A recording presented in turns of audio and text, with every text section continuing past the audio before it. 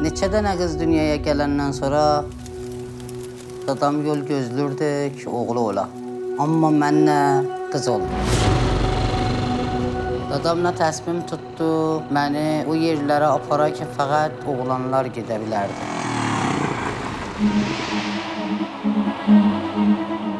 Sağla sen geldiler şour olurlar. Sen gelsen şour olsan sen rengi çok olur.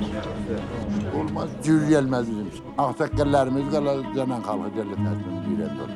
Deyərəm bilə. Nereye ki belə ya? Hanım bak biz 5 nəfərik.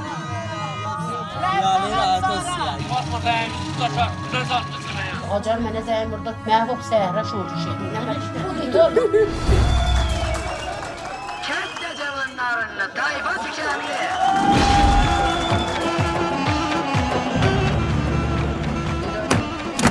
Sanki bizim köyde bir ata babadan vardı bu hayatın senatı yazsın buraya yazarlı yol getiriyor onu kontrol eden.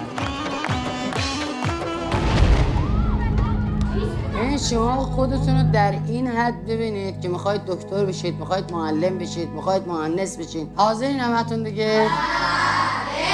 Hamımız zirəngiz. Hamımız başara bildik. Hamının əlindən gələr.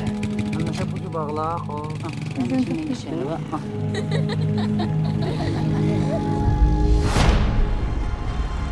Tabii böyle kötü ola, adam ola, tabiyle dünya ne kadar. Çağırgışı götürək meydan çıxardıraq. Hər nə mənim xudu olmaz ki. Bunlar çatanda mənə ağzına gələn deyirlər. Mən onu eləyə bilməm.